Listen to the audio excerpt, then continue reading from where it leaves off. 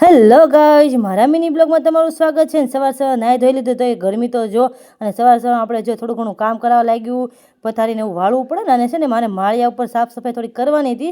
મારી મમ્મી એકલા રહ્યા કે આવું થાય નહીં, તો માળિયાની સાફ સફાઈ જો આપણે હાથમાં લઈ લીધી છે. માળિયાનું કામકાજ પતાવીને આપણે જો કચરો કાઢીને બધીથી નળિયાવાળા મકાન હોય કે ને એટલે ધૂળ બહુ જ હોય, અને આપણે જો અંદરનું બધું જ કામ હાથમાં લેવાનું હોય. રસોઈ પાણીનું મારી મમ્મી કરી નાખે એટલે જો આપણે બધું કામકાજ પતાવીને કેવા હિંચકા મળ્યા. અને આ મોજ 2-3 દિવસ હશે, કે હવે આપણે ઘરે જવું પડશે ને, અહીંયા તો કાંઈ નહીં. ખેર આવી બધી વાતો તો ચાલ્યા જ કરશે. ત્યાંથી કે જમવાનો ટાઈમ, મેં ને મારી મમ્મીએ જો જમી લીધું અને બપોરે નીંદર ચડી હતી કે ને એટલે સૂઈ ગયા. આપણે સુવાની ટેવ છે કે નહીં, એટલે ગરમીમાં પણ નીંદર આવી જાય. જાગીને મારા મમ્મીએ જો સાડીનો ખજાનો ખોલ્યો છે, મને બતાવે છે અને મને કહે તારે જોતી છે કે નહીં. કોના કોના મમ્મી મારા મમ્મીની જેમ છે કે મળવા જાય ત્યારે બધી સાડી બતાવે અને તાણ કરે જોતી છે કે નહીં. અને રાતે જો મમ્મી રસોઈ બધી બનાવી નાખી હતી ને, મેં કીધું લાઈ ભાખરી હું વણતી જાઉં, અને મારી મમ્મી જો ચોડતા ગયા છે અને રસોઈ પાણી કરીને રાતે હતો નાટકનો પ્રોગ્રામ. ગામમાં પહેલાંના જમાનાની યાદ આવી જાય ને એવું જ નાટક હતું. પહેલાંના જમાનામાં ટીવીને ફોન નહોતું ને ત્યારે આવશે ને શેરીએ શેરીએ નાટક કરવા આવતા હતા. જોવાની જો કે મજા આવી અને જૂની યાદો તાજા થઈ ગઈ, કેમ કે પહેલાં શેરીએ શેરીએ નાટકો આવતા કે નહીં. અને પછી જો બે છે ને ગુજરાતી સોંગ ઉપર ડાન્સ કર્યો, કોમેડી